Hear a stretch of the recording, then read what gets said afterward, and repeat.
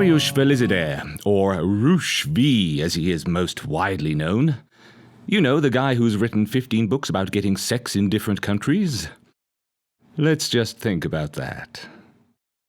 I don't know about you, but I like sex.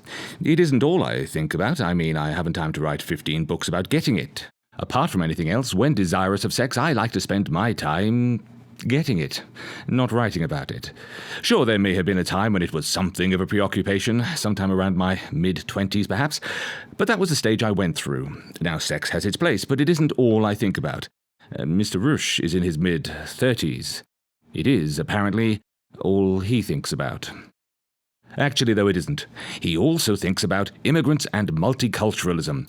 You can check out his website, which is called Return of Kings, where, on those odd occasions that the pressing matter of where to put his penis is set aside, he ruminates upon how immigration is bad.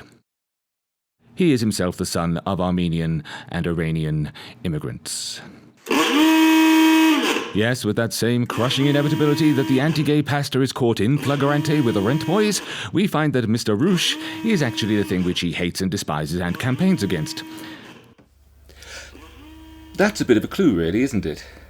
We're being invited to be party to his personal psychodrama of insecurity as the child of immigrants. And I imagine his insights into gender relations are a manifestation of something similar. He seems to go through quite a palaver in order to find sexual partners. I wonder why.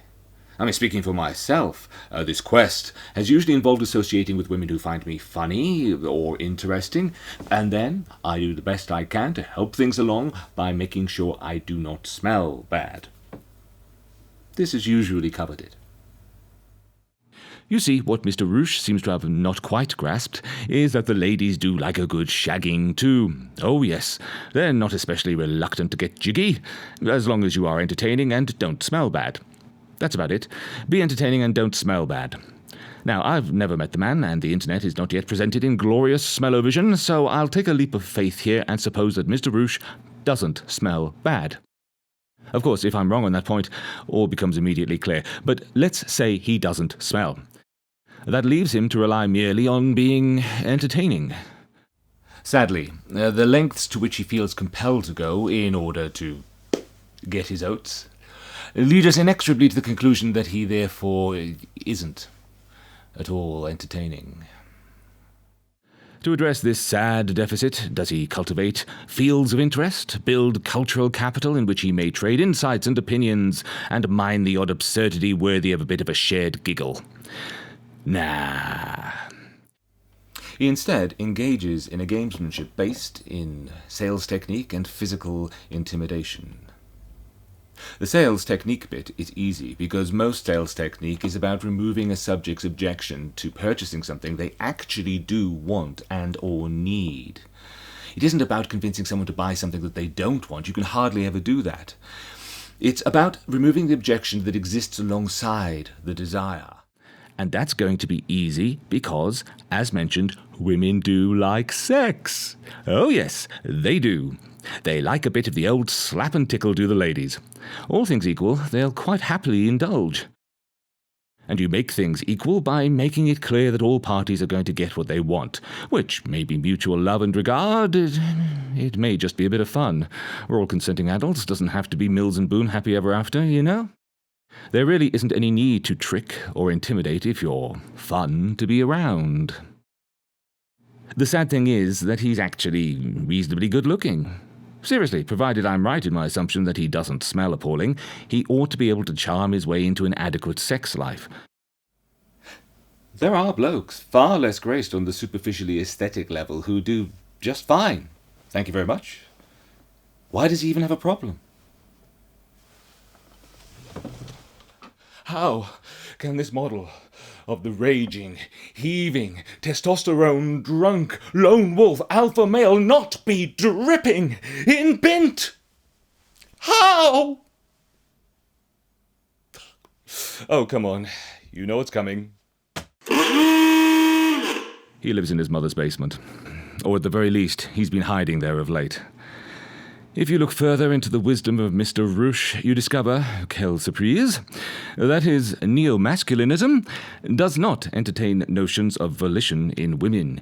He sees their value as wholly a matter of their aesthetic and reproductory aspects. He objects to what he calls promiscuity in women and has suggested that women should be chaperoned and that rape ought not to be illegal if a woman has accompanied a man to his home. A woman may remain chaste, and good women will remain so, but whores who like sex, actually like it, have, by liking it, surrendered all claims upon respect as a human being. You see, liking is an election of taste, which is in itself an assertion of will and identity, an expression of agency. And like all males, subject to a sense of inadequacy in the face of women through history, Mr. Rush fears the agency of women. He fears their ability to choose, because that implies their ability to, let's be blunt, reject him. But don't these women understand? Men, we have needs. So do women. But the notion of women's needs isn't, apparently, important. When actually it is. It's crucial. Women need things from men, men need things from women. What those of us with a mind to getting along do is we trade our needs. But that isn't possible when you bring nothing to the table. Mr. Rush brings nothing to the table, so he can't trade. So he becomes a bandit. Mr. Rush, you dress it up as some resurgence of suppressed masculinity.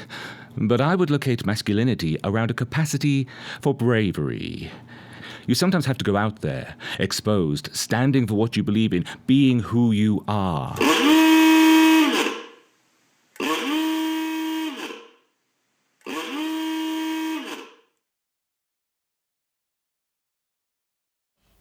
A little maxim of mine has been for a long time, enter all rooms prepared to be everyone's friend, but content, if necessary, to fight your way out. You, Mr. Rush, do not enter rooms prepared to be everyone's friend, and then you run away from a fight.